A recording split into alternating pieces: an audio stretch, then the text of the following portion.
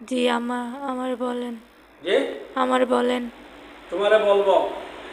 আচ্ছা সালমান, তুমি হোক, তুমি তো আমার সাথে ওয়াদা করছো, আমি হুজুর বালা না খারাপ? ভালো। হ্যাঁ, ভালো। আমার অনেক গালাগালি করছে, জি। আমারে অনেক গালাগালি করছে, আমারে চ্যালেঞ্জ করছে। ওরে সামলানোর মতো ক্ষমতাও আমার নাই। তোমার নাই, তাই আমি চাইতেছি তারে আজকে চিরদিনের লাগে বন্দি করে নেব। জি হুজুর, আমি উবেদনগর ওরে বন্দি করে রাখছিলাম, তারপর কিভাবে জানি সারা ভাই আইছে, আমি জানি না। হুম। এখন যদি তুমি হও, আমি তারে বন্দি করে নেব। জি করেন, আমি তারা কেউ পারতেছি আমার না। বুঝতে পারতো না, তার কোনো আত্মীয় স্বজন আসেনি। না হুজুর, ওর মাইরা ও অর্ধেকাংশ আত্মীয় স্বজন, মা বাপ ভাই বোন সবাই মারছে।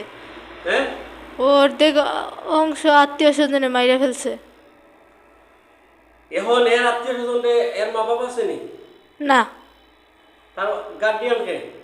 তার গার্জিয়ান বলতে তার চাচা, তার একজন দাদা আছে, আর কেউ আচ্ছা নেই। একটু তুমি ডাকো সেন তারারে, আমার লাগে কষ্ট হয়, একটু ডাকো তারারে। তারা তো জীবনে ও যে এখানে আছে আসবে না, আমি অনুমতি দিছি, আপনি মেরে ফেললেন। আমি যা করছি ওর সাথে, ওর গার্জিয়ান তো কিছু করে নাই।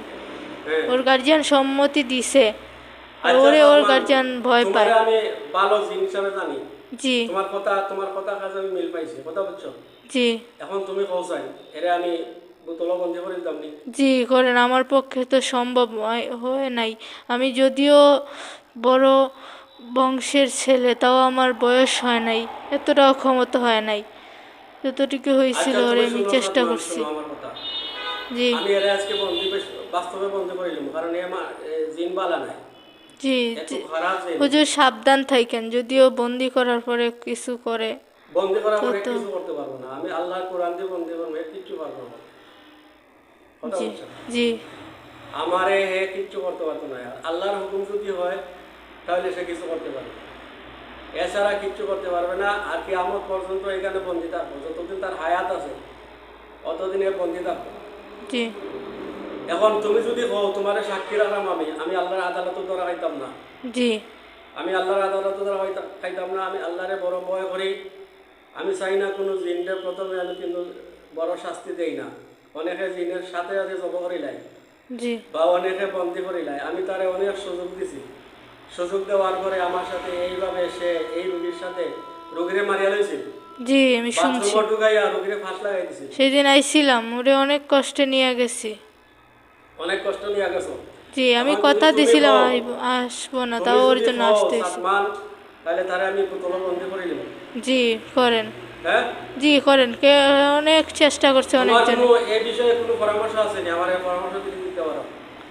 জি না, ভালো হইব যদি এই বোতলটা গিয়া কোন নদীতে ফালাই দিতে পারেন, তাইলে ভালো হইব। হ্যাঁ, যদি কোনো নদীতে এই বোতলটা মানে আমি নদীতে না, কোনো পাহাড় ও জঙ্গলে গাড়িয়া দেবো। গাড়লে তো আর অনেক ভালো। পাহাড়ের জঙ্গলে এটা গেড়ে দিবে, ঠিক আছে? জি। ওটা আমি সাথে দিয়া দিব ওনারে, উনি পাহাড়ের মধ্যে নির্জন জায়গায় গাড়িয়া দিবে, ঠিক আছে? জি। যে তোমার কার। তোমার অনুমতি আছে তো এটা? জি। তার কোনো আত্মীয় স্বজন আমার এফেক্ট করতো নাই? জি না।